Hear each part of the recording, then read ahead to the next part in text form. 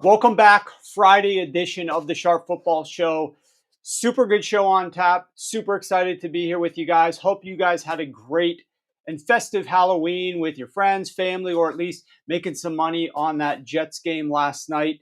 Hopefully you were with us as we went 3-1 on our bets last night off of a 4-1 on Monday Night Football. So we're 7-2 so far through the first 4 days of the week, and we've got the great weekend to come and tons of props and bets that we've got in store, some of which we'll share with you on today's show. As a reminder, you're in the right place if you want to get force-fed NFL and college football sides, totals, and props. We've got them all laid out for you here in today's show over the next hour and 15 minutes or so. If you want to participate in the chat, along with Jack, who says, let's go big fella, as well as with Jason, who says, bring on the winners. Devontae, Exile Cultivation, yes. If you guys want to get involved in the chat, go over to the YouTube channel, Sharp Football Analysis. Search for Sharp Football Analysis. You can find us over there on the YouTube channel. While you are there, subscribe, give this video a thumbs up, and set your alarm so you're notified every time that we go live. But we certainly appreciate you guys subscribing over on the YouTube channel. Like I mentioned, we're going to be diving into some of our favorite bets momentarily. Normally what we do is I give you a little bit of NFL analysis, then we go into our college football analysis with our expert Ryan, and then we get into our NFL analysis with Pam. We're actually reversing those today. We're going to be hitting Pam first, and then we're going to be getting to college football from Ryan. But before we do that, I want to share a little bit about Lamar Jackson and the Baltimore Ravens here going up against the Denver Broncos. So why don't we bring up the first topic, Matt?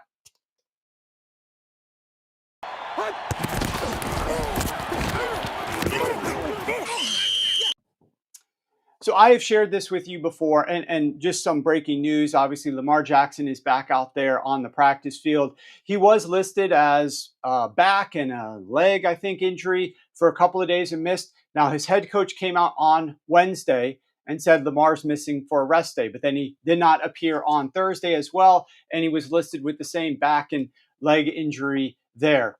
He's practicing today. I am a firm believer that the Baltimore Ravens use this as a little way to, it fooled some people, obviously, because the line dropped. And when the line dropped, we took advantage of it with one of the bets that we gave out to subscribers yesterday. But the reason that I believe he didn't practice for the last couple of days is he's got a Thursday game next week. They're playing the Cincinnati Bengals on Thursday. That's factor one. Factor two, they have a late bye. They have the latest bye that any team can have. They don't have a bye until week 14. And factor three is that Lamar Jackson has a history of getting dinged up and injured late in the season and missing games. And we know that the Baltimore Ravens, that whole train derails when he is not out there on the field. And as a result, this is load management 101. List him with whatever injury you want to. He is going to be playing. He's going to be playing at 100%. This is my opinion.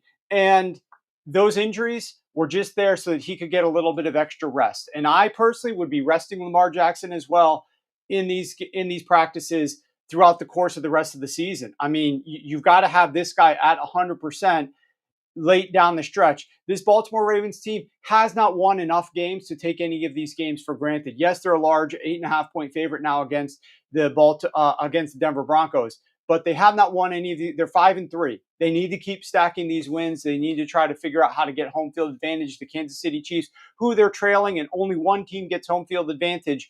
Only one team gets that bye. Kansas City hasn't lost a game yet. So Baltimore's got to keep stacking these wins. Rest Lamar as you need to. I don't think that that's anything to be concerned about. But with regard to Lamar Jackson versus the blitz, he has been incredible. I've shared this with you guys before. Lamar is actually tearing up the blitz this season, and I'm really interested to see how this game goes against the Denver Broncos, because the Denver Broncos have the #1 blitz rate in the NFL, and this is Lamar Jackson's last real test. The last three opponents that he's played all ranked top 6 in blitz rate. He's played the Bucks, the Browns, and the Commanders. All three of those teams blitz the hell out of opposing quarterbacks. That's who Lamar Jackson has played. And in those last 3 games that he's played, look at his statistics. Plus 0.47 EPA per dropback, 67% success rate, 11.7 yards per pass attempt, and a 78% completion rate.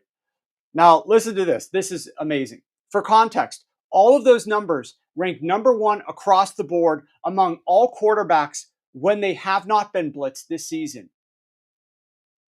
I'll pause. In other words, Lamar is playing better against the blitz than every quarterback is playing this season when they have not been blitzed. That's how much Lamar is destroying the blitz this season. He is absolutely crushing the blitz, and now he's going up against a team that blitzes at the number one highest rate in the NFL. So I can't wait to watch this game.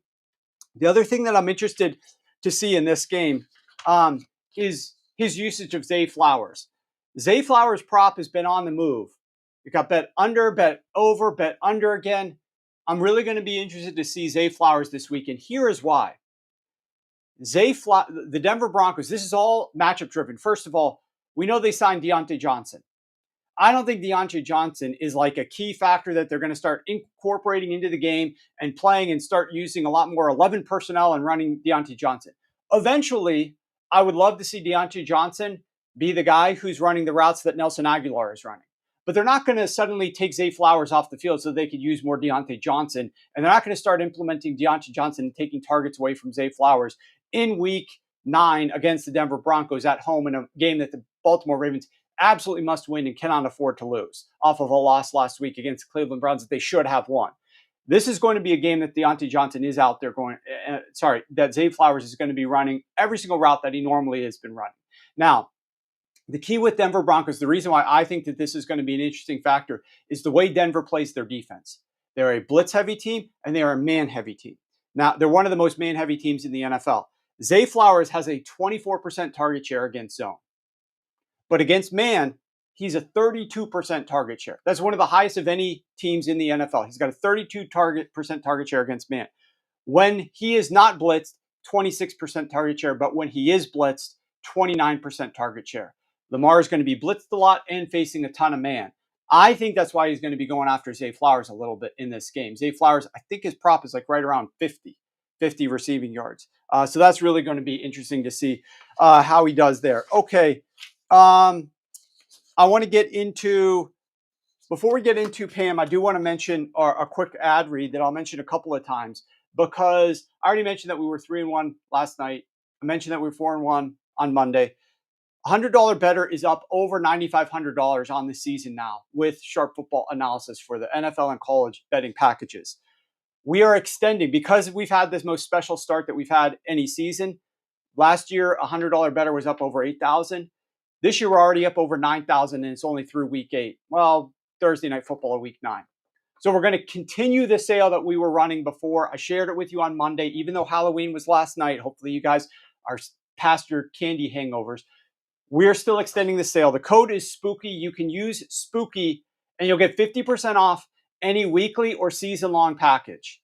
Now, that breaks down to just around $7 a day. You get analysis from us behind our paywall every single day of the week, basically 7 days a week. You get betting picks, you get props, you get college, you get NFL, and you get detailed write-ups for every single game. You get some fantasy insights if you're interested in that. You can pick the package that's right for you, but 50% off is ridiculous for the type of season that we're having.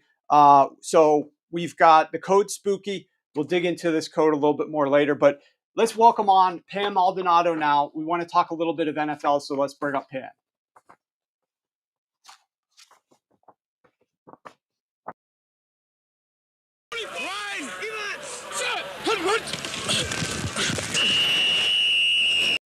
All right, the first game that Pam's going to be discussing here, and you guys can follow Pam on X. Make sure you're doing that, and she writes for us over at Sharp Football Analysis, as well as she's got multiple articles up live on the website. You could go and read about some of the props that she likes and some of the sides and totals that she likes.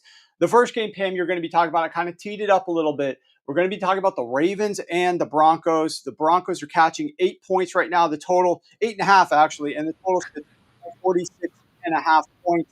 A lot of people have the Ravens as one of the top teams in the NFL, but they're actually only 5-3 on the season.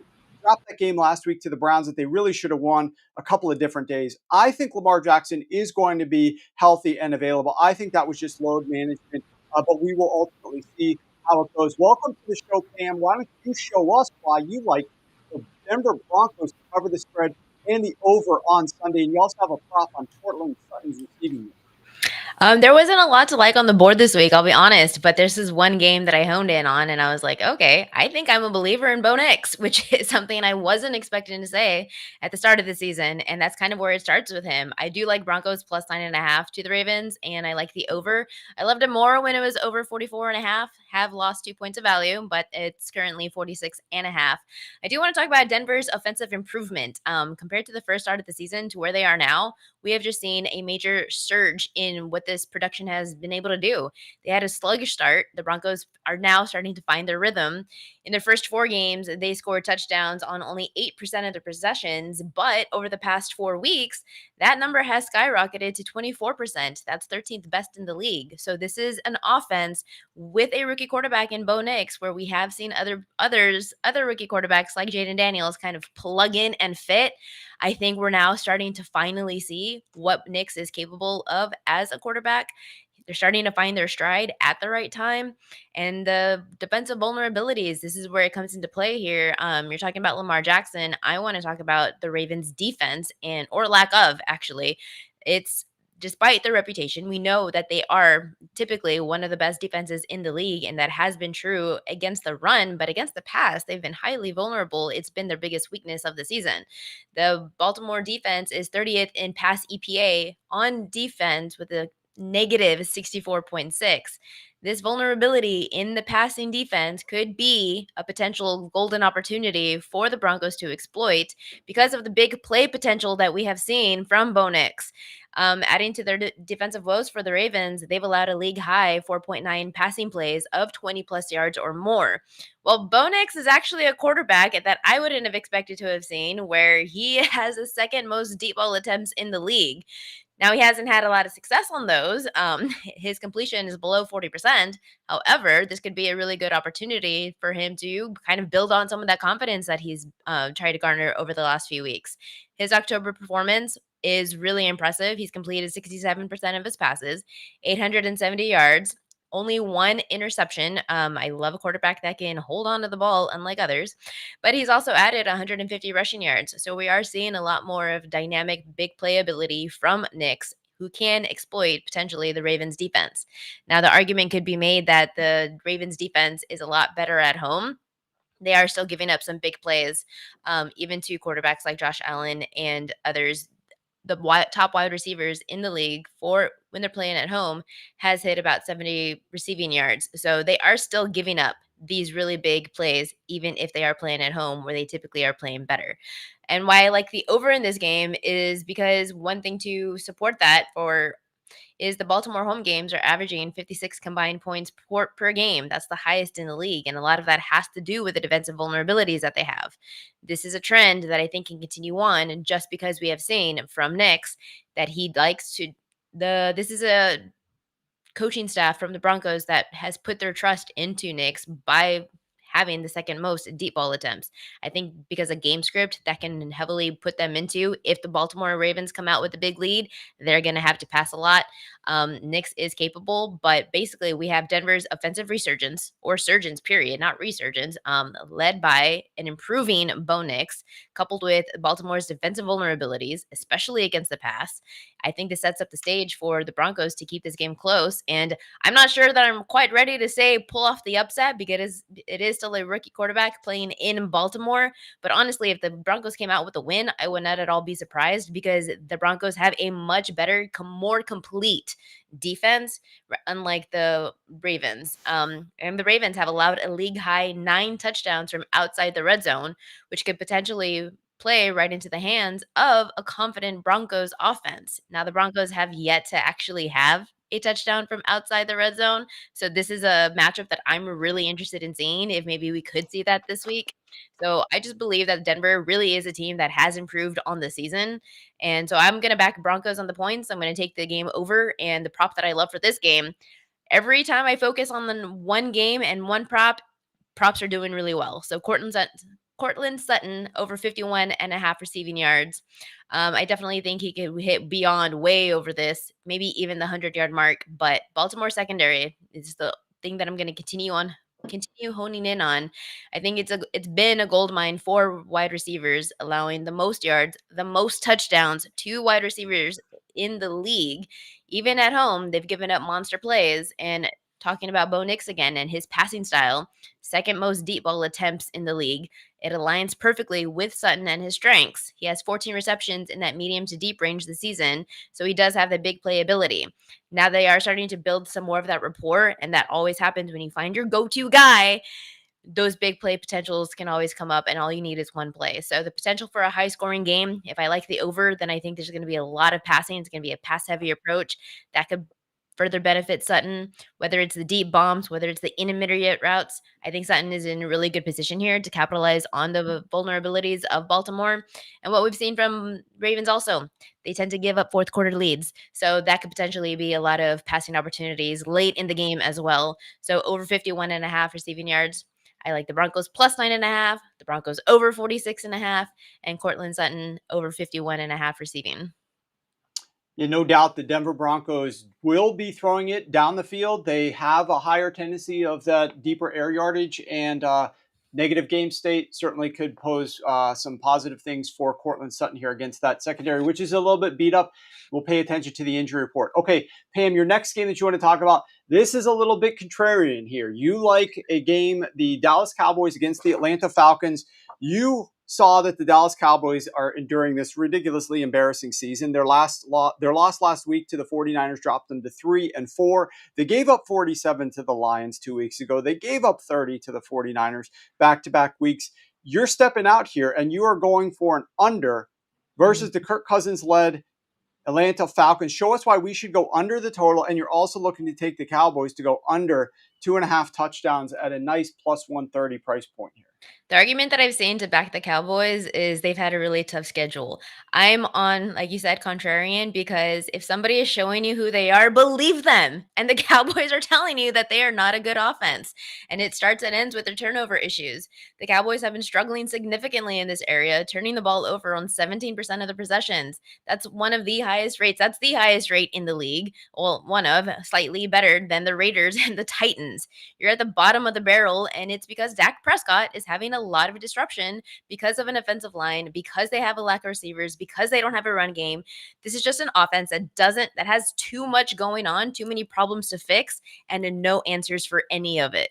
So the turnovers could definitely help with keeping this under the total of 52. Said at the end, early in the week, we had a meeting and I was like, wait, what? This was immediately the game that stood out. 52 points for a team that is so inept on offense right now. If Dallas continues this trend against Atlanta of turning the ball over, then it could severely limit at least their scoring potential.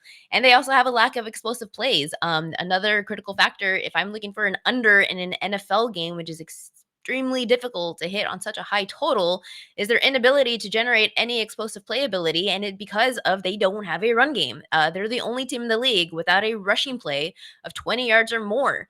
If you look at the two backs, Ezekiel Elliott is supposed to be your RB1. Your top two running backs combined on this season have less than Jaden Daniels and Lamar Jackson alone. This is a huge, super one-dimensional offense. It lacks explosive playability, capability at this point, and it means that their offense is going to struggle to score quickly or efficiently, further contributing to a lower scoring game.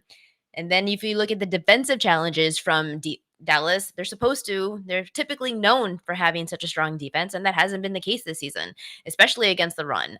They've been highly vulnerable, the worst rushing EPA in the league at minus 17.2. They're allowing an average of 4.6 yards per carry to running backs, giving up, even in fantasy production. If you play fantasy, you want to play anybody who's facing the Dallas defense, ranking near the bottom of the league in both categories. So this weakness can be exploited by Atlanta's running game, because what do we know of Atlanta? They love to run the ball and they're highly efficient at doing so. It's their strength. The Falcons have been highly efficient. 44% of their run games are gaining 5 yards or more. That is the highest rate in the league. That's an efficiency that allows them to control the time of possession, clock management, reduce the total of possessions to Dallas, and limit the scoring opportunities for at least the Cowboy side.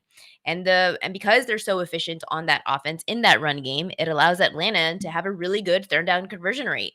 They've converted nearly half of their third down attempts in on the month of October, ranking third best in the league after they were subpar. They were bottom of the league in September. So they've found their ground game at their own time and is helping them extend their drives. Well, when you extend drives, then you're limiting the scoring opportunity from Dallas.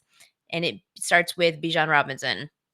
He's been highly exceptional. Hook 'em horns. Posting 3 consecutive, if you are also on the fantasy, he's posted 3 consecutive RB1 scoring weeks. He has over 100 scrimmage yards and a touchdown. He's so good on the ground. So basically, I'm fading Dallas in every which way. And as I say this and I talk about it and I wrote about it, I was like, wait, this also tells me that I like the Falcons to cover in this game as well.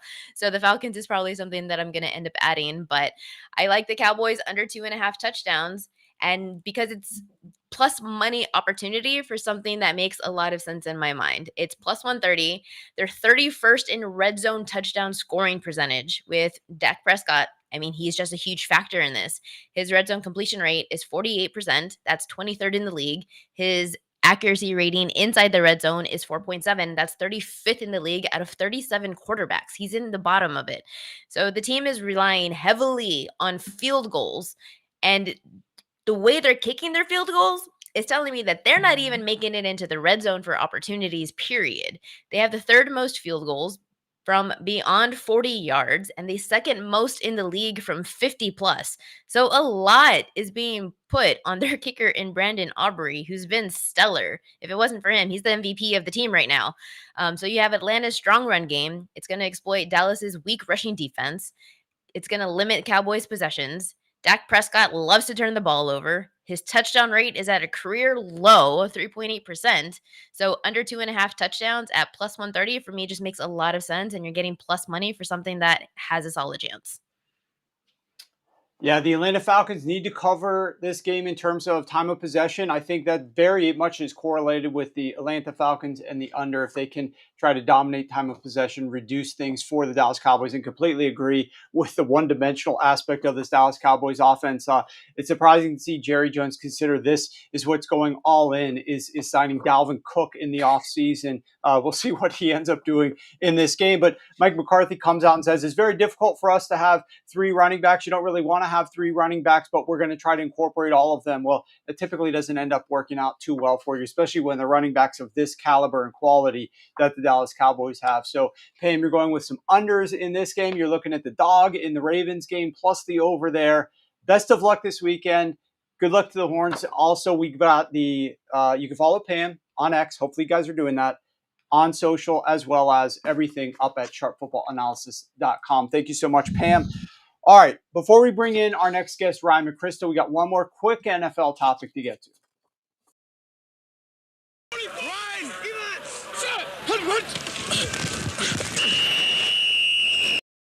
All right, we have got a great game on Sunday night, Ben Flex to Sunday Night Football, where we've got Joe Flacco now and the Indianapolis Colts taking on the Minnesota Vikings. And if you know anything about the Minnesota Vikings this year, you know that their defensive coordinator loves to blitz the hell out of opponents.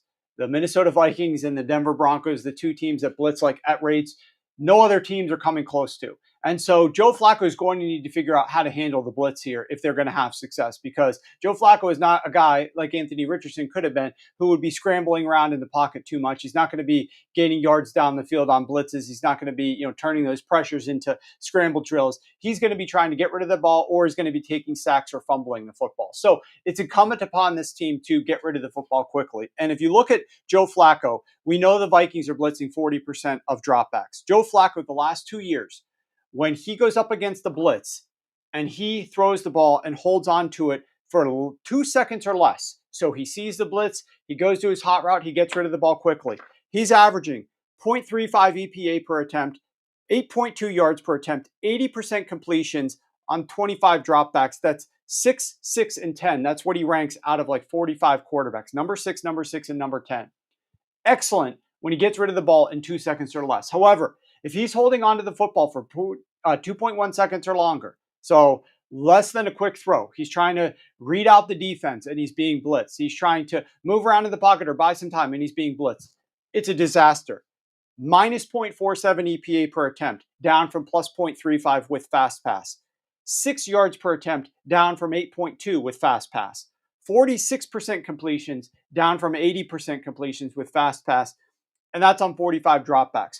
We are talking about numbers that rank him number 59, number 51, and number 53 out of about 65 qualifying quarterbacks. Night and day different. And this is on Shane Steichen and Joe Flacco, but Shane Steichen. Shane Steichen wanted Joe Flacco in here, we presume. It could have been the owner, Jim Irsay, getting involved here, which would have been a real 180 for Irsay because Irsay was a real big proponent of Anthony Richardson. Maybe it was Irsay. We don't really know the details. The answers to the questions that Steichen had in the press conference were really strange. Also, it was very strange how he let players know or didn't let them know. I saw an interview with Michael Pittman where Pittman was like, nobody ended up telling us. We just saw it in social media. Saw an interview with Anthony Richardson where Anthony Richardson said he was just told that Joe was starting. He wasn't given any reason as to why. So it's kind of strange what's going on there in Indianapolis. But regardless, they're moving to Joe Flacco, and they're playing a team that blitzes the hell out of quarterbacks. And Joe Flacco is one of the worst quarterbacks in the NFL when he's blitzed and holds onto the football. So Sunday night, we're going to be watching this game, 8:20 p.m. Eastern time. Right now, the Indianapolis Colts are catching 5.5 points. The total sitting right around 46.5, 47. Game's in Minnesota. Massive home field advantage for Minnesota. I think we might be talking about this game later in the show with our ref analyst, Joe Gibbs. But this is incumbent upon them to get rid of the ball quickly. Okay. Matt, let's bring up Ryan.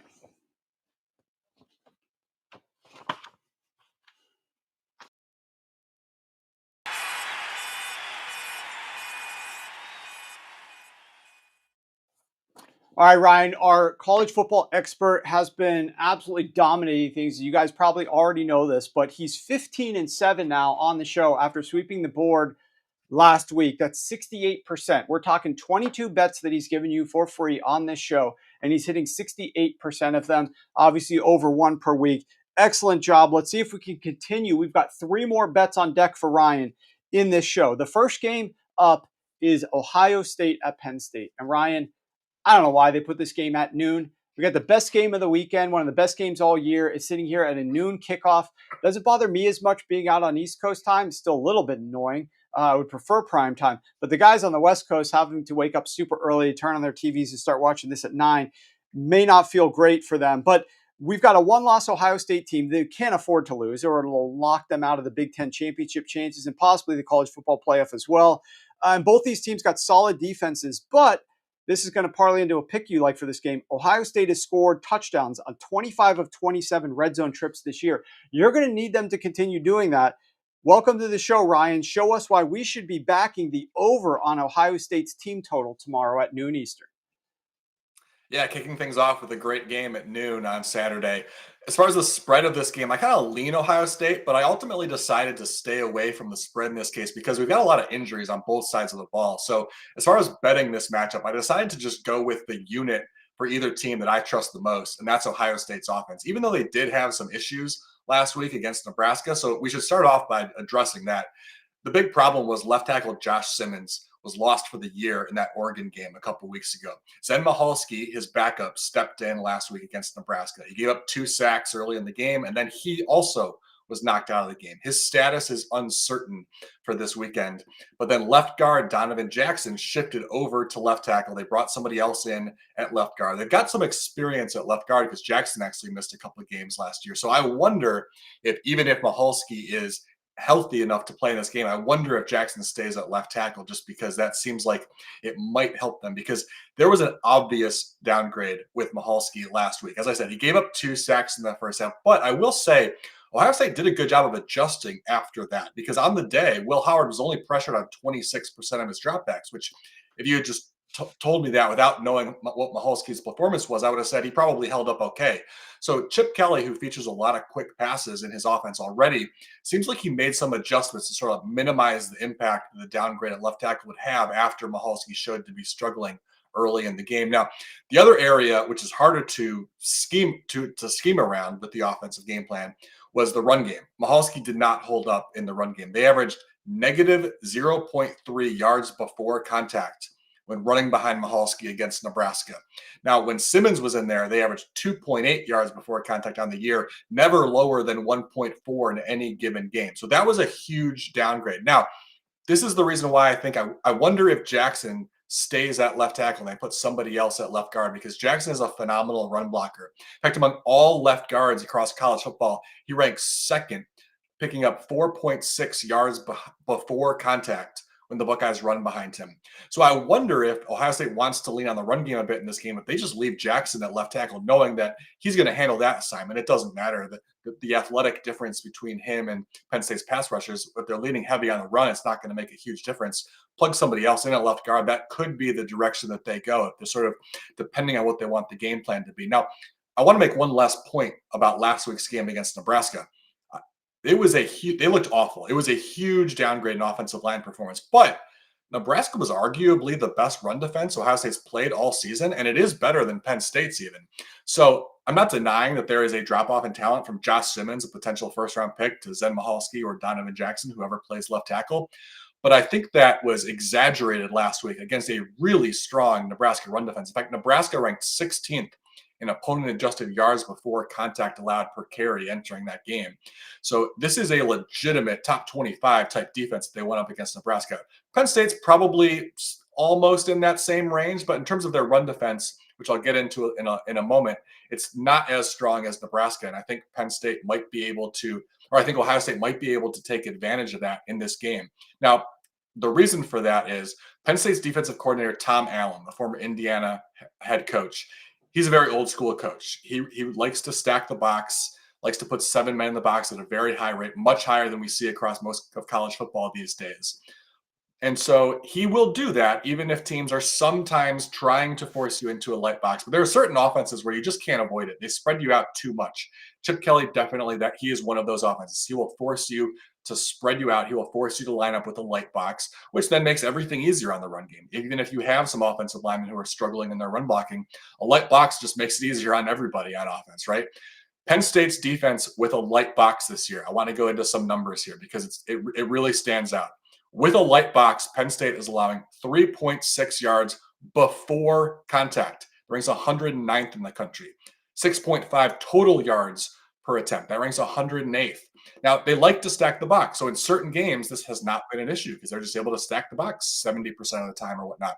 But there have been 2 games this year where defenses spread them out so much that it forced Penn State into a light box on a regular basis. 2 games this year where opposing running backs had double-digit carries into a light box. Those 2 games were USC and Bowling Green.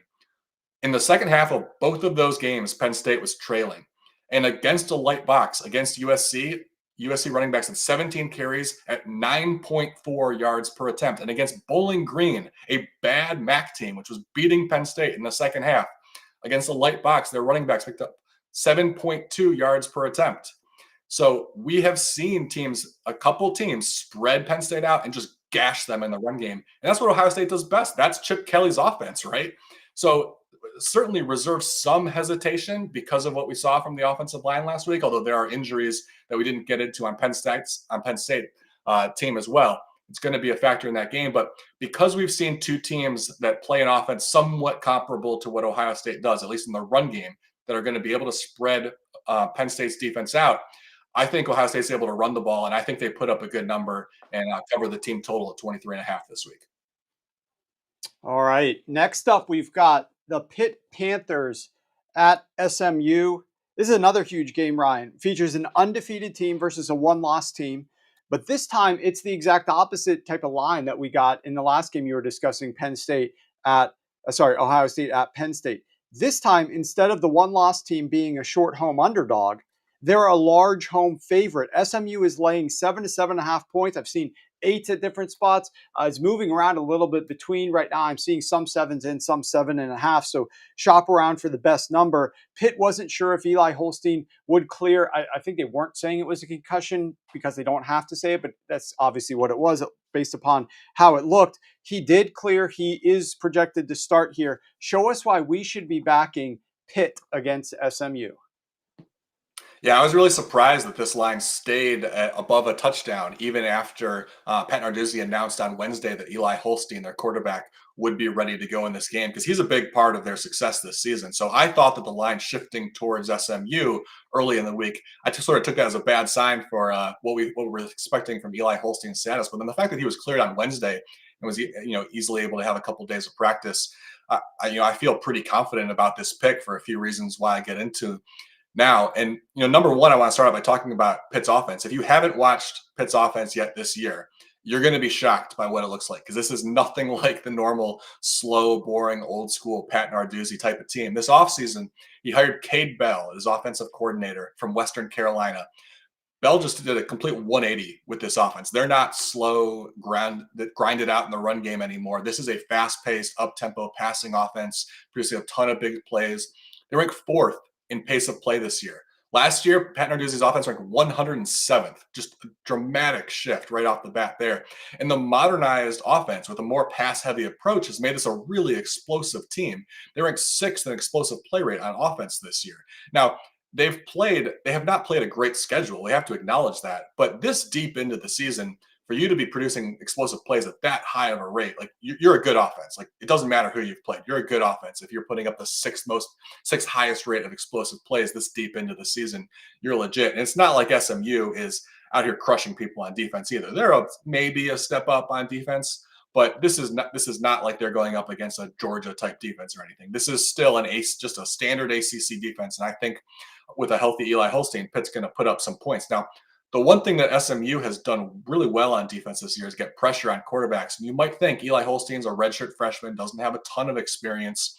Maybe they can cause problems for him. But he's actually been fantastic against pressure this year. Holstein's numbers against pressure, 52% completion rate. That ranks 10th in the country, 8.0 yards per attempt. That ranks 12th. 5.9 adjusted net yards per attempt, which accounts for sacks and interceptions and whatnot. That ranks 4th in the country.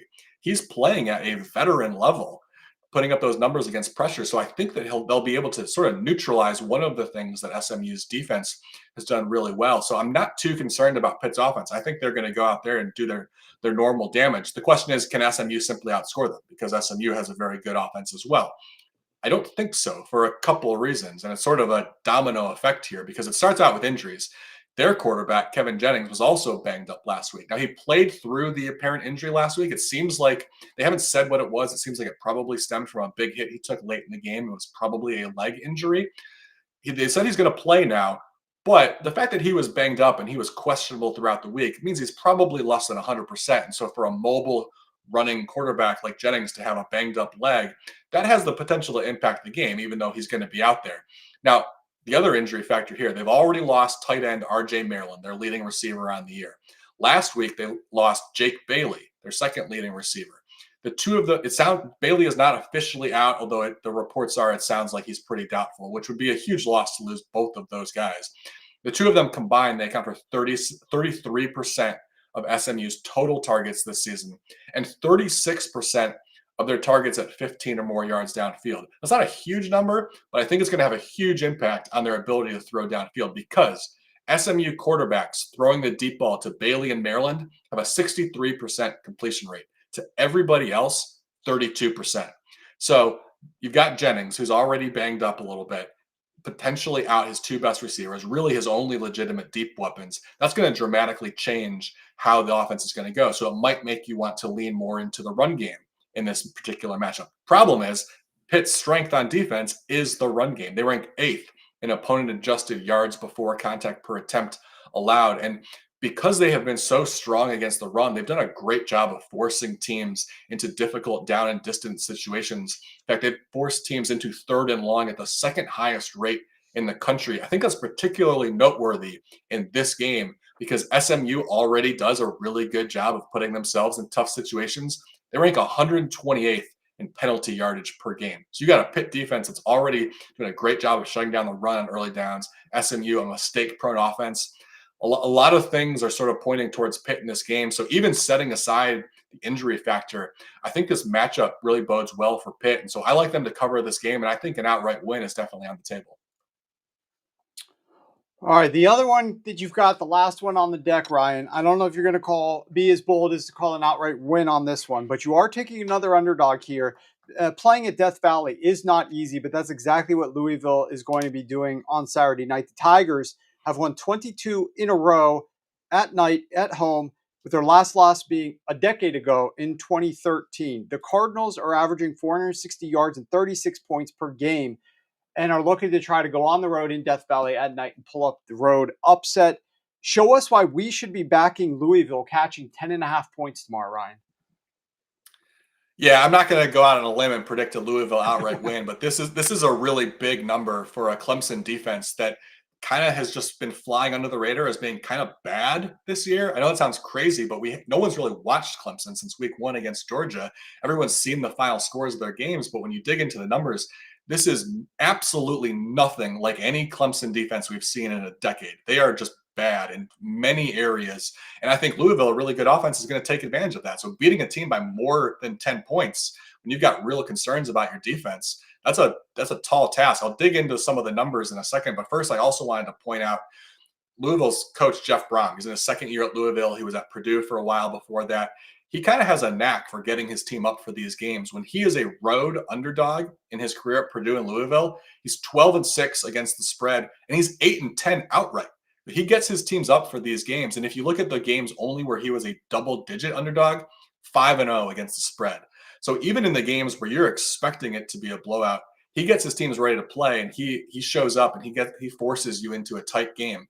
Now, digging a little bit more into Clemson's defense, I want to throw out some of their numbers. Specifically, I want to focus on their run defense because that's where Louisville has a clear edge against them. Clemson ranks 119th in opponent-adjusted yards before contact allowed. That is a huge problem against Louisville, who ranks 13th by the same metric. Clemson, they're giving up those yards before contact, like I just said, but yards after contact, they're giving up 3.2 yards after contact per attempt. That ranks 111th. They're bad before contact. They're bad after contact. Those are embarrassing numbers from Clemson, given their strength of schedule. Obviously, they played Georgia, but since that game, they have played one of the worst schedules in the country. Now, you may wonder, they're beating teams by a lot for the most part. Is this just a bunch of garbage time? Yeah, kind of. That's obviously skewing the numbers, but Clemson's played a lot of games in garbage time over the years, and they're usually ranking in the top 10 in these types of metrics, not in the bottom 100th or in the bottom, the bottom 20 or so teams of the league. They're not ranked 100th or worse in these categories. We've seen this Clemson team play bad teams in the ACC year after year for a really long time. We know better than to say that this is just garbage time. There is some real big red flags for Clemson to be putting up those kinds of numbers, and because they're getting gashed both before and after contact, they're obviously giving up a ton of big plays. 17% of rush attempts against Clemson have gone for 10 or more yards. That ranks 116th in the country. That's a huge problem against this Louisville team because Louisville had some injuries earlier in the year. Maurice Turner has been out for a long time. He's not going to be back for this game. But in recent weeks, they've handed the ball to running back Isaac Brown, who's been fantastic. 22% of his carries have been for 10 or more yards. Now, he has played in 4 games, or he started 4 games. He's played in all of their games this year. But he started 4 games. 2 of those were against Notre Dame and Miami, far better defenses than what we've seen from Clemson this year. So he's putting up 10 or more yards 22% of the time, and half of his starts have come against legit defenses. So I would be very nervous if I'm Clemson that Louisville is going to be able to make this a really tight game. Now, again, like I said, I'm not going to go out on a limb and say that they're going to win this game, but to cover this spread, if Louisville's having success on the ground, that gives them the potential to just sort of bleed the clock, make this a much fewer plays, make it a little bit of a lower scoring game if they're able to consistently move the ball, which I think they should be able to do. So I still think Clemson's ultimately going to win, but I think this has a chance to be a slightly lower scoring game. And I just don't see how Clemson is going to be able to cover the 10 points when they're giving up so many yards on the ground to a really good Louisville offense. This is going to be another fun game, night game. Hopefully that you're right on the Louisville plus 10.5 there, which is the current line pretty much everywhere on the marketplace. So you got 3 picks for us, Ryan, this week. Let's hope that you build on the 68% record. Doing an awesome job for us this year. You guys can follow Ryan on X. Also, every single game, he's got articles written up over at sharpfootballanalysis.com. So make sure you're heading to the website. Check out his write-ups for a lot more detailed information on the games as well. Best of luck tomorrow, Ryan. All right, now we're going to pivot a little bit into some of your questions before we bring in our ref analyst, Joe Gibbs. Let's talk a little bit about some of the questions here because we've ignored the chat. And as a reminder, you guys should be subscribing over at YouTube and you can get access to chat with us and ask questions. I saw some interaction there with Pam jumping into the comments and helping answer some of your guys' questions. So make sure that you're chatting over on YouTube and you might be able to get direct questions answered from Pam or maybe even at times from Ryan before or after he's on the show. Ask questions away to them and I'll certainly try to read some off as well. Matthew Brown likes the haircut. Thank you. I did get a haircut yesterday. We've got producer Matt will be popping up a picture of my Halloween costume that I wore yesterday before we get to Joe Gibbs. I'll get him to show us that while we're talking to Joe Gibbs. Peter asks, thoughts on Tyreek Hill this week? Is it finally time to have a big Tyreek week? Short answer for me on that, Peter, no to a game against the Buffalo Bills is a good time for Tyreek. I am not in on a big Tyreek week this week. Tua has struggled historically. A lot of underneath stuff, in my opinion. They're going to take away the big stuff. Where I like Tyreek is the opportunities down the field, one-on-one coverage to try to get some bigger pass plays in. And Sean McDermott has historically taken those away. So I'm absolutely not on Tyreek Hill this week. Now, maybe through volume and obviously through game script, there are 6.5 point underdogs right now. They could have a little bit of opportunities, but I'm not a big fan of that right now. Pam is a lot of positive comments about Pam this week and her picks. She was talking with a lot of conviction. Ian says, if Humphrey is playing this week for Baltimore, Nix is going to throw some INTs. Ian, I wish you were right last week. I needed Humphrey to catch that pass against the one of the teasers I had was tied into Baltimore last week. Lost that one because Marlon Humphrey didn't catch a pass on the interception that was thrown right to him. So I'm not sure if I trust you. I'm going to have to see it. I need Humphrey to step up if we're going to get that to happen here. Let's see. Some comments about Bovada and modifying tickets, games off the board. Let's see. What else do we got here?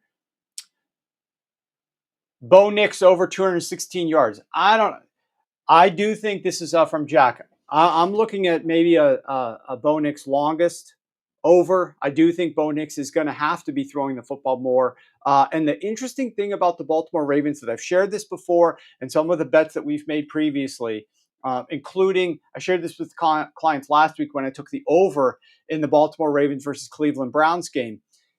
The Baltimore Ravens have the lowest pressure rate on early downs of any defense in the NFL. A lot of people don't realize this because they think historically Baltimore Ravens get a lot of pressure. Baltimore Ravens overall are below average in pressure rate, but not the worst in the league. No, their defensive structure is designed. They do not get, now we'll see what happens against Bo Nix, one of the worst quarterbacks they'll have faced. And Bo Nix is not good by any stretch of the imagination, but we will see what happens this Sunday. But year to date, lowest pressure rate of any defense in the NFL on early downs. On third down, one of the highest. They step it up on third down. So it's going to be incumbent upon Sean Payton and Bo Nix to get rid of the ball quickly on early downs. But on third down, they step it up, get rid of the ball on early downs, have success, convert first downs on early downs, move the ball down the field, and look for some of your bigger splash plays on early downs because on third down, you're going to be under a lot of pressure. We will come back to some more questions from you guys momentarily. Before we bring on Joe, I do want to mention real quick, the code SPOOKY is up 50% off a weekly subscription and 50% off a season-long subscription. Computer totals are 14 and 6 this year. And we've got, I want to say 3 of them out right now and more to come. Maybe we have 4. They're hitting 70% year to date. So you want to take advantage of that. We've got a bunch of elevated props that I've already put out there. Those are hitting 50 and 29 on the season. Actually, I'm not quite sure if this includes going 2-0 on these last night or not. So they might be 52 and 29. Regardless, those are hitting extremely well this year. Use the code SPOOKY over at sharpfootballanalysis.com. 50% off we're extending this special deal for you guys because it's been a special start to the season. So that's going to be available through Sunday. Don't delay. You can get all of our information, unlock the entire Sharp Football Analysis website for basically $7 a day, less than $7 a day, in fact. So hard to beat a better deal. Even people that got on board with that deal 2 weeks ago have already paid for what they spent based upon their profit, paid for their subscription, and now everything else they're earning is just pure profit. So hopefully that will be the case for you guys if you get involved this weekend using that code, because that's a great, great discount. Let's welcome in Joe Gibbs now, Matt. All right, we've got Joe Gibbs here, and the first game that we're going to be discussing, Joe, is this huge afternoon game of massive importance between the 6-1 Lions and the 6-2 Packers. This game is in Green Bay. It could be rainy. Clete Blakeman is on the call this game. Talk to us about what we should expect with Blakeman on the call. Before you do that, Joe, I don't know, did you see that ref picture of me? Did you see the picture? Matt, you want to show that up? Flash that up, Matt. There you go. This is me going as one of Goodell's flag-happy NFL refs for Halloween. And actually, people did guess that I might have been Clete Blakeman in this picture. I don't know. I can't remember. I don't think I look like Clete Blakeman. I don't think he's got a mustache like that. But he certainly is one of those flag-happy NFL refs. So you're going to talk to us a little bit about what him being on the call means to the Detroit Lions taking on the Green Bay Packers. Yeah, that picture might be a sign of things to come this weekend. So the Blakeman crew, as of right now, the Blakeman crew leads the NFL penalties per game, a little over 16 penalties per game. So it would stand to reason that they're calling the most defensive penalties per game, just in straight up raw numbers. They lead the league. And so why that's important this weekend, the Lions defense, and again, they play from in front quite a lot. So it makes sense that they're one of the two categories in particular stand out with the Lions: defensive pass interference and defensive holding. They lead the league in both categories. And as I said, they do play from in front a lot. So teams are throwing more, there's going to be more penalties. But there are other teams that play from in front at a high rate, and they don't have the same amount of penalties. And where it really plays a big factor this weekend, at least in my opinion, as I just mentioned, the Blakeman crew does call a lot of defensive penalties, and they're ranked in the top 3 for defensive holding, defensive pass interference, and illegal contact. So those are your big 3. As it pertains to the Packers, this team, when Love's in there, and I would have written about this game this week, but I wasn't sure on Tuesday night. Is Love playing? Is he not? It seems like he's going to be playing. That changes the whole dynamic for this game, because you know the Packers play free and easy. They're not scared to throw it, and they'll throw it deep, and they're the number 1 team of beneficiary automatic first downs on third down plays. That's the key. Third down plays, they're the number 1 play, and if you can get penalties on those, that just is demoralizing for the opposing defense, and the Packers are number 1 in that category. So you got a team in the Lions, susceptible on the back end, a team in the Packers who are not scared to throw it, and a number 1 at benefiting from third down penalties, and a refereeing crew with Clete Blakeman that is not scared to call these penalties. I kind of like Green Bay this week. This will be the Lions' first game outdoors this season, and I'm not sure the exact weather. You may have better information on that, but we all know Goff, when he's outdoors, it's a little colder, the elements are in play. He's not the same quarterback, and then this offense is not the same. It's not the same as it is in a dome. I'm higher on the Packers than maybe a lot of people are. I don't think anyone's down on them, but I think they're best. This is just my opinion. I think the Packers' best is better than anyone else's best. Now, the key there is their best is, for 15 minutes a game. The other 45 minutes, it's mediocre. So they've yet to put a full game together this season. It's been very choppy. Love's been in and out of the lineup. You've had Malik Willis in there. This is a huge game. I mean, that's obvious. And this is a game I think you may see a complete performance from Green Bay. The defense has been lights out. They lead the league, I think, in turnovers or forcing turnovers. And offensively, they can match the Lions play for play, score for score. So I do like Green Bay in this game. And here's some interesting numbers with Blakeman. Divisional home teams. This is going back to 2019. 22-12, so 65% success rate. The Lions, over that span with Blakeman, 1-7, including 2 losses at Green Bay, and they're 1-3 in the Dan Campbell era with Clete Blakeman officiating. Yeah, the interesting part about this game, Joe, is when you are looking at this field and these conditions, and I'll talk about the weather here, we've got likely chance of rain throughout the day on Sunday in Green Bay. It was a little bit more sporadic and spotty, but now it looks like it's pretty sustained and consistent throughout the course of the day with a little bit of winds. You've got Goff, like you said, with his small hands playing outdoors on the road in the elements for the first time this season. What do we know about Jared Goff of late, especially that game? What was he like, 18 of 18 or 19 of 19? He has been living and thriving on like super efficient football, right? He is throwing so many completions and so few incompletions of late that's really helping this offense be uber efficient. And if he comes into this game and all of a sudden, because of the wind or the outdoors or the rain, he's now not completing his passes at nearly the same rate, that's going to impact a team like the Lions, who are accustomed to receiving perfection out of the quarterback lately, much more different than it would like a team like the Tennessee Titans, whose quarterbacks always are relatively erratic and not efficient. And you have to win around that. Now they're going to have to figure out how to win around Goff, potentially not being quite as efficient as he typically is. That could allow the Green Bay Packers then to focus a little bit more on stopping Jahmyr Gibbs and David Montgomery on the ground. The one question that I would have is, where do they turn at the quarterback position for the Green Bay Packers? Because to your point, Jordan Love seems to be a really tough guy. He's going to potentially battle through this injury.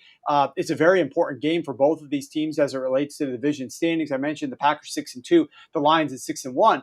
But would it make sense to just let Malik Willis go here in a game where weather is going to be impacting this game a little bit? Get that ground attack. You want Jordan Love trying to run around on what is usually a slicker surface, especially when it's wet, and potentially re-injuring his groin again and missing more weeks? Or do you want a guy who you've shown could win games against the Lions defense that is trending downward, struggling to stop the run a little bit, and lean more into that? I almost would rather this game, they announced that Jordan Love is going to miss. He goes out in pregame warmups, but he doesn't start. This line goes and jumps up with a lot of overreaction. Now you're getting the Packers maybe at 3.5 points at home on Sunday morning, and then you can go and bet the Green Bay Packers catching 3.5. I almost would prefer that for this bet in my estimation. But some great points there as it relates to Clete Blakeman and his propensity for calling things. Now we're going to pivot to another game, Joe. We talked about this game a little bit earlier, the Minnesota Vikings and the Indianapolis Colts. And this is one of your favorite refs to talk about, Sean Smith, but I think you're actually going with the road team in this one in terms of some of the things that you are ultimately liking in this spot, catching the points for the Indianapolis Colts. But Sean Smith is a tough environment for the road team because it's in Minnesota, who have one of the best home field advantages in the NFL. The line right now on this game is 5.5 points, 5.5 at most spots for the Indianapolis Colts. Tell us what to expect when Sean Smith is on the call. Well, you can expect a disproportionate amount of penalties on the offense. Right now, his crew is calling 61% of penalties on the offense. That's second in the NFL behind Sean Hochuley's crew. So there will be an emphasis on the offensive side of the ball. And in that area, the Colts are the more disciplined team. The Vikings have actually trended down since Kirk Cousins left. Donald doesn't have the same command of the offense. A lot more pre-snap penalties for Minnesota. Conversely, Joe Flacco under center now, the Colts are already disciplined, especially on the offensive line. They have a big advantage in the offensive line as it pertains to penalties. And then you get an experienced quarterback with Flacco. I think it's a huge boost. I think he gives them a huge shot in the arm, the team overall. It's a pretty good roster, this Colts roster. I think they may be the best team in the AFC South, but they've been held back. We all know this. They've been held back by Anthony Richardson being a quarterback. Flacco, I think he's going to come in and do exactly what he did last year with Cleveland, which is, a good team, plenty of talent, but they just needed the right guy under center, and now they've got it. False starts will be a big part of this game. I know it's not a sexy thing to talk about, false starts, but the Smith crew, that's a point of emphasis for these guys. They ranked second overall calling false starts. Flacco, this offensive line, the Colts are the less penalized team in that area, and they're really going to have to bring their A game on Sunday night because, like you said, this is a tough place to play. Home teams in general haven't done well with Sean Smith. I'll just give you some numbers here in his career. Home teams 39, 54, and 3 against the spread, 42%. So he's not a good home field advantage referee. Colts as underdogs with Smith are 3-1-1 against the spread. But it's really going to come down to the offense and who can command their offense the best, commit the least penalties. And I think Flacco in that regard is a lot better than Donald. Yeah, there's always it's a big point of emphasis when a team makes a decision to switch quarterback. Now, in this case, we're still not 100% sure who called for this switch, but when a team pivots quarterback, like especially with a head coach that calls plays offensively,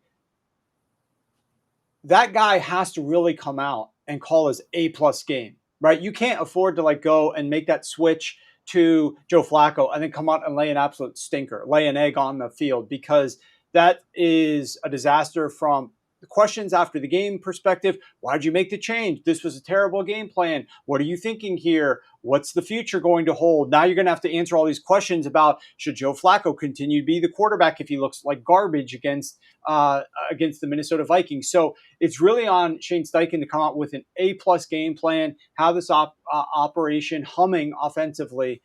So I think that's going to be really intriguing to see if he can get that done. And of course, we've got another primetime game to talk about. The NFL loves the fact that all these different changes with the Aaron Rodgers and New York Jets and all their hubbub, all these games are on primetime. Now you get this game that was flexed to primetime, and all of a sudden, right before the game, they make this massive decision to bench Anthony Richardson. The viewership numbers are going to be going through the roof to see if Joe Flacco can get it done against the Minnesota Vikings. I mean, this is a storybook season unfolding here for the NFL in terms of their ratings. But thank you so much, Joe, for your excellent insight and analysis. Make sure that you guys are following Joe on X, as well as checking out his articles up at sharpfootballanalysis.com.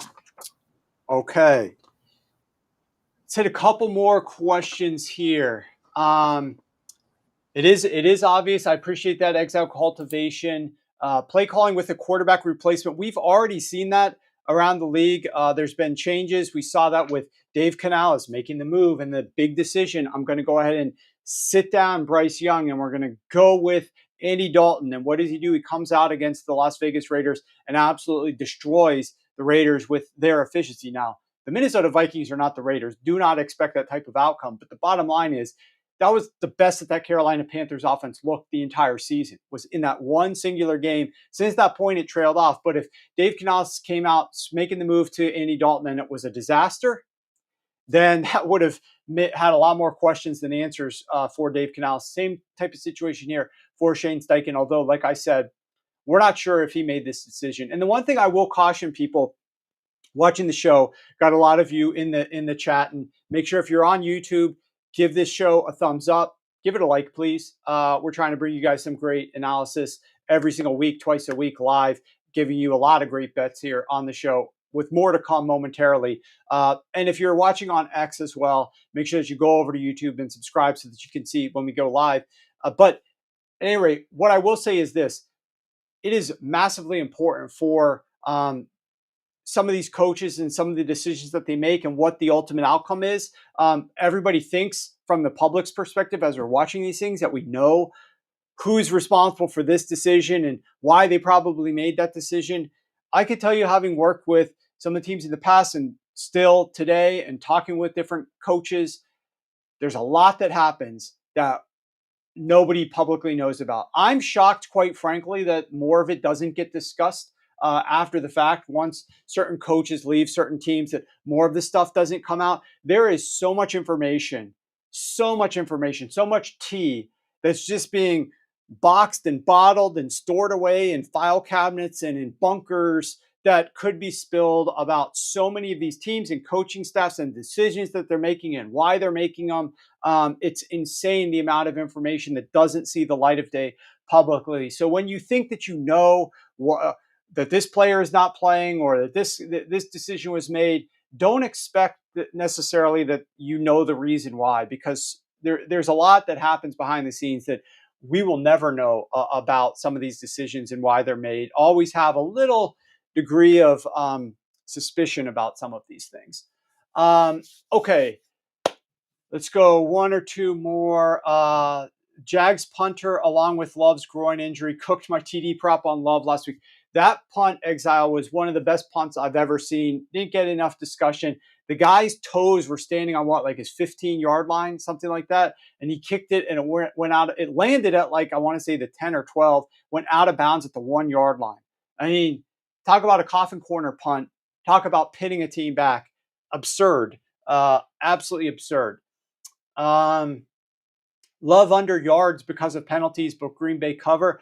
Love under yards is interesting, Jack.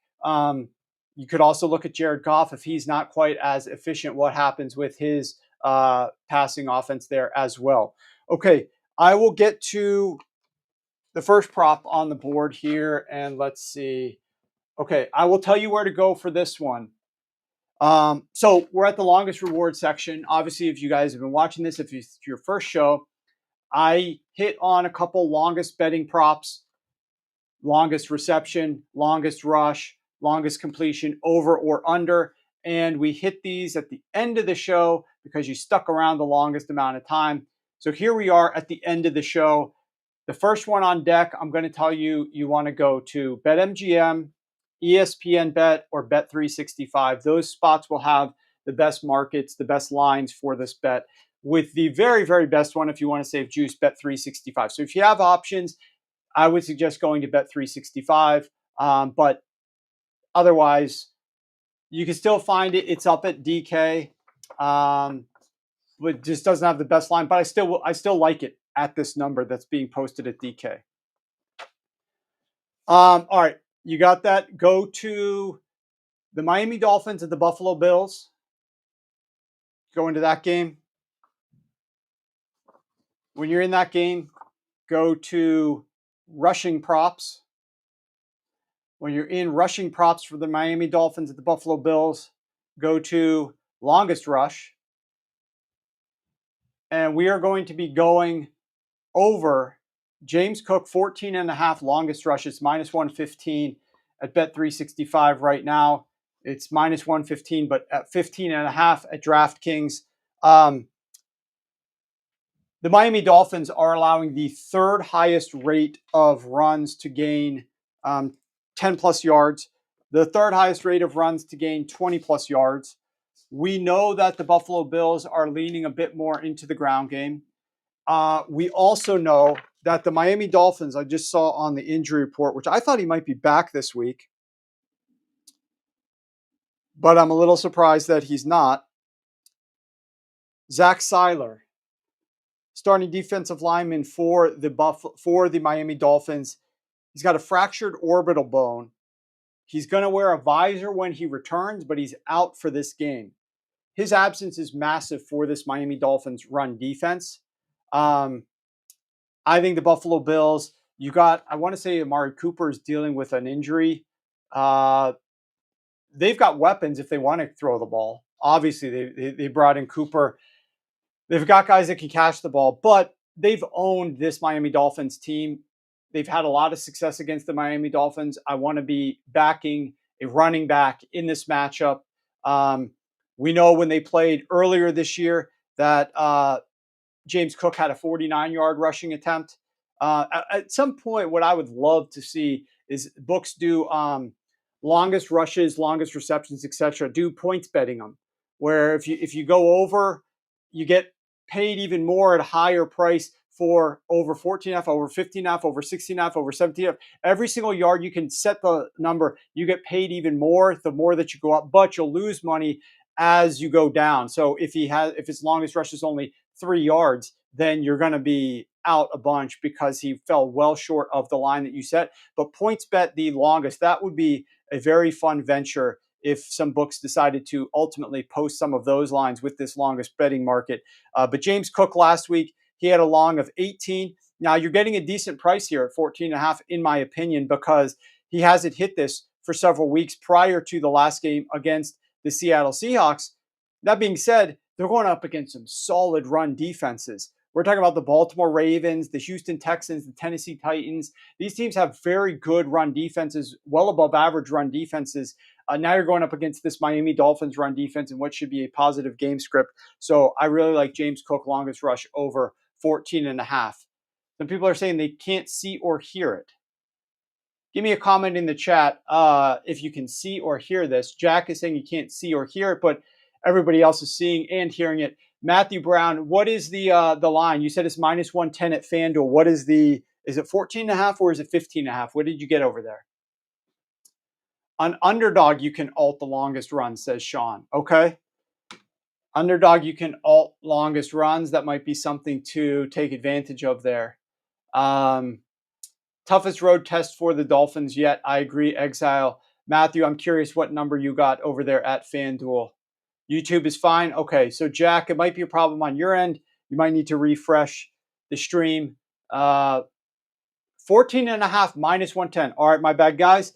If you do not have FanDuel, if you do not have Bet365, go over to FanDuel. FanDuel has 14.5 -110 on James Cook, longest rush over 14.5 yards. Absolutely love it. Melissa likes the new do and the stash. I appreciate that, Melissa. It went out for a split second, but we're live. Okay. Tom, Ian says he could see it. Tom says he can see it. Larry says he could see it loud and clear. So I appreciate all of you guys for chiming in there in the chat. Okay. For this next one, guys, I didn't want to have to do this. I want to give you 2 each week. However, one of the ones that I'm looking at here is actually moving to give me a better number. And I'm always going to be focusing on giving you guys the best number that I possibly can. And so I want to take advantage of this, and I don't know where it's going from here. So with that being said, it's a longest market, and it is an under, and it's being bet to the over, and I'm going to look to go to the opposite direction. So this is what I think I'm going to do. I will come on here. I will go live either Saturday or Sunday. I'm going to try to go live on Saturday immediately after the Ohio State-Penn State game. So maybe we'll aim for that. If you're sitting around watching the Ohio State-Penn State game, now you can always come back and watch this if you're subscribed on YouTube. You'll be able to see it go live. You're not able to catch it. You'll be able to come back and watch the replay of it. But if you want to join me live, let's plan on going live immediately following that final whistle, Ohio State-Penn State. I will go live and give you not only the prop that I like here for longest, whatever that number is at the time, but we'll also hit a couple other props that I'm looking at. So, interesting. We've got Mateo says at Caesars, you got plus 130 odds for him to have a 20-plus rushing attempt. So I'm going to have to start digging into some of these alts. Some of these books have a little bit of interesting. You got Sean saying that, what is this? Plus 355 for Cook to have a longest rush of 30-plus yards. I assume that's over at Underdog. Is that where you're seeing that one, Sean? You mentioned you can alt the longest runs there. So I'm assuming that's probably over at Underdog. So there is some opportunity for these longest markets to take advantage of that. I'm going to have to start digging into that a little bit more, it sounds like. Exile's looking forward to the extra sharp football. So we only got the 1 from me on this show, but we got 3 from Ryan. He only gave us 2 last week, went 2-0. What is his record here? I mean, he's absolutely killing it. I hope you guys are appreciative of what Brian brings to the table here. He's 15-7, 68% on the show, gave you 3. If you missed it, if you're tuning in late, go back. You can rewind it. You can see all of his bets. Also, producer Matt's showing them at the bottom of the screen here as well. No need to apologize, Sean. I appreciate that over at Underdog. I really appreciate all of you guys in the chat. I just want to say that you guys help and support the show, sharing the show. We will be back on Tuesday with another live show. I guess it's election day on Tuesday, but we'll still be back here at noon Eastern, regardless of the fact that it's election day. We're going to be back every single day. Black Friday, we've already planned out our show for Black Friday. We've got football games Black Friday. I think a 3 p.m. kickoff Friday afternoon. We'll be doing our show Friday at noon, same time every single week, Tuesday and Friday, noon Eastern time. So be sure to give our show a thumbs up. Be sure to give us a comment. Love to see the comments that you provide after the fact. I do go in and look at those comments after the fact. So give us some comments. Hopefully you guys are enjoying the show. And most of all, subscribe over there on YouTube, Sharp Football Analysis. With that said, guys, thank you so much for joining us. Good luck this weekend in your bets. I will go live on Saturday at the conclusion of the Ohio State-Penn State game to share a couple more prop bets with you. So make sure you're subscribed and you'll see exactly when we go live. And otherwise, good luck on Sunday. See you Tuesday.